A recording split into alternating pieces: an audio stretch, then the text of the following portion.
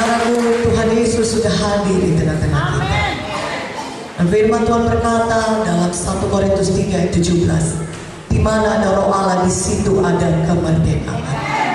Tuhan Yesus sangat mengasihi saudara, sehingga malam ini Dia mau saudara merdeka dari dosa. Tidak ada lagi dosa yang membelenggu hidup kita, karena dosa itu memisahkan saudara dengan Tuhan. Saudaraku, Tuhan Yesus mengasihi kita sehingga Dia mau mati bagi kita di kayu salib. 2000 tahun yang lalu Dia mati supaya kita yang percaya kepada Yesus bisa bebas dari semua dosa-dosa kita. Saudara, pada hari ini Yesus tahu apa keberatan kita, apa persoalan kita, apa pergumulan hidup kita. Dia kenal kita satu persatu, dan Dia sangat mengasihi kita. Saudara, Tuhan tidak mau saudara menderita karena penyakit. Tuhan juga tidak mau saudara menderita karena dosa saudara. Tuhan tidak mau saudara sedih. Sudah banyak sekali manusia di dunia ini yang depresi, sedih. Bahkan saking depresinya mereka mau bunuh diri. Saudaraku, Yesus mau membebaskan kita dari semua itu. Berikan kemuliaan bagi nama Tuhan. Tuhan Yesus baik. Allah adalah kasih. Dia sangat mengasihi saudara. Bahkan sekarang ini juga sudah tersedia bagi kita sungai kesembuhan, sungai kebebasan, sungai kelepasan bagi kita semuanya. Amin. Mengalir deras bagi saudara. Biar pada hari ini semuanya kita menerimanya. Katakan amin. Haleluya, saudaraku. Tuhan Yesus mati supaya saudara hidup, dan saudara memiliki hidup yang kekal di sorga. Dan juga selama saudara hidup di dunia ini, hidup saudara diberkati Tuhan. Pada saat Tuhan menciptakan dunia ini, Tuhan menciptakan dunia ini sempurna. Taman Eden itu lengkap dengan semuanya, saudaraku. Dan Tuhan menciptakan Adam dan Hawa, manusia pertama, sangat diberkati oleh Tuhan. Tidak ada penyakit, tidak ada kesedihan, tidak ada cacat, tidak ada kekurangan pada manusia pertama. Dan mereka hidup bersekutu dengan Tuhan. Mereka hidup sangat diberkati oleh Tuhan. Segala sesuatu tersedia di Taman Eden. Dan tiap sore Tuhan datang dan mereka dapat bersekutu dan menikmati waktu yang indah bersama dengan Tuhan. Itulah dia manusia pertama yang diciptakan oleh Tuhan. Kalau kita baca Kejadian 1, mari kita buka, saudara. Saya mau mengajak saudara buka dari buku Kejadian 1 ayat 26 dan ayat 31. Saya bacakan kepada saudara.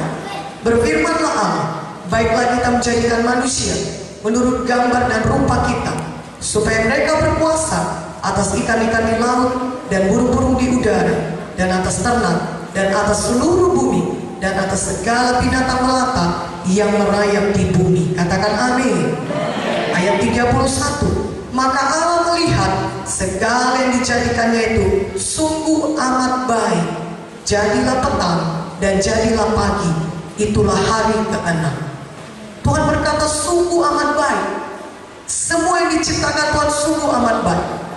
Manusia pertama sangat senang hidupnya, sangat bahagia. Tidak ada penyakit, tidak ada kesusahan, tidak ada penderitaan. Saudara berkasih, itulah yang dialami oleh manusia pertama. Tetapi saudara, musuh manusia ini ada, namanya setan. Setan itu benci kepada manusia. Dan saudaraku, setan ini membujuk manusia pertama supaya jatuh ke dalam dosa. Dan dosa itulah yang memisahkan manusia dengan Tuhan, sehingga hidup manusia itu sangat menderita. Firman Tuhan berkata dalam Kejadian 2 ayat 16-17, Tuhan berfirman, semua pohon dalam Taman Eden ini boleh kau makan buahnya, kecuali satu pohon. Itu jangan kau makan buahnya, pohon pengetahuan yang baik dan yang jahat. Ketika engkau memakannya, maka engkau akan mati. Tuhan berfirman. Dan setan datang membujuk manusia untuk melanggar firman Allah, untuk jatuh ke dalam dosa. Itulah dia dosa, melanggar firman Tuhan. Tuhan menciptakan manusia supaya patuh kepadanya, Tuhan menciptakan manusia dengan kehendak bebas. Manusia bisa memilih apakah mau patuh kepada Tuhan atau tidak. Tapi sayangnya manusia, dia melanggar firman Tuhan. Dia tidak patuh kepada Tuhan. Setan membujuk manusia berdosa. Manusia tidak mau mendengar Tuhan, tapi mau mendengar setan. Manusia jatuh dalam dosa. Dan dosa itulah yang memisahkan manusia dengan Tuhan. Akibat dosa adalah kematian. Kematian itu perpisahan dengan Tuhan. Saudaraku yang kekasih, kematian badani, kematian rohani menimpa Adam dan Hawa ketika mereka makan pohon itu, buah pohon itu. Mereka berdosa, mereka melanggar firman Allah. Walaupun mereka tidak langsung mati setelah mereka makan buah pohon itu, mereka masih hidup 1000 tahun lagi. Tetapi pada saat itu, pada saat ketika mereka berdosa, mereka langsung mati rohani. Mereka memang tidak langsung mati badani, tapi saudara lihat akibat dosa, penyakit mulai datang, kematian datang. Itulah adalah akibat yang paling parah dari dosa. Umur manusia makin lama makin pendek. Kalau tadinya 1000 tahun, kemudian menjadi 120. Bahkan sekarang kalau kuat hanya 70-80 tahun, saudaraku. Saudara yang kasih, makin lama makin pendek umur manusia. Karena kenapa demikian? Karena ada dosa. Dosa yang menimpa manusia ini sejak dari manusia pertama. Karena Adam dan Hawa sudah jatuh dalam dosa, maka maut pun datang menjalar kepada seluruh keturunan, pada seluruh generasi. Saudaraku, itulah dia akibat dosa. Penyakit, kesedihan, kegagalan, kematian. Tetapi karena Yesus mengasihi kita, Yesus datang ke dunia ini. Dia tanggung semua dosa kita di kayu salib. Dia mati bagi kita di Golgota 2000 tahun yang lalu. Seharusnya kita yang mati karena dosa kita, tetapi karena Yesus mengasihi kita, Dia tanggung dosa kita. Dia yang mati ganti kita. Katakan amin.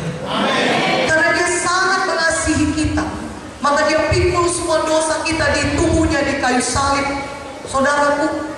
Dan karena manusia ini sangat berdosa, firman Tuhan berkata, saudara, upah dosa adalah maut. Pasti maut, karena upah dosa adalah maut. Dan tidak ada manusia dimanapun di dunia ini yang belum berdosa. Semua pasti mengakui mereka sudah berdosa. Walaupun saudara berkata saudara belum pernah merampok bank atau membunuh orang lain, saudara tetap tidak bisa menyangkal saudara sudah berdosa. Dan upah dosa tetap maut. Tidak ada dosa besar atau kecil. Segala macam dosa akan membawa kita kepada maut. Tetapi Tuhan Yesus mengasihi kita. Roma 6 ayat 23 berkata, walaupun upah dosa maut, tapi kasih karunia Allah ialah hidup yang kekal di dalam Kristus Yesus. Haleluya, berikan kemuliaan bagi nama Tuhan Yesus.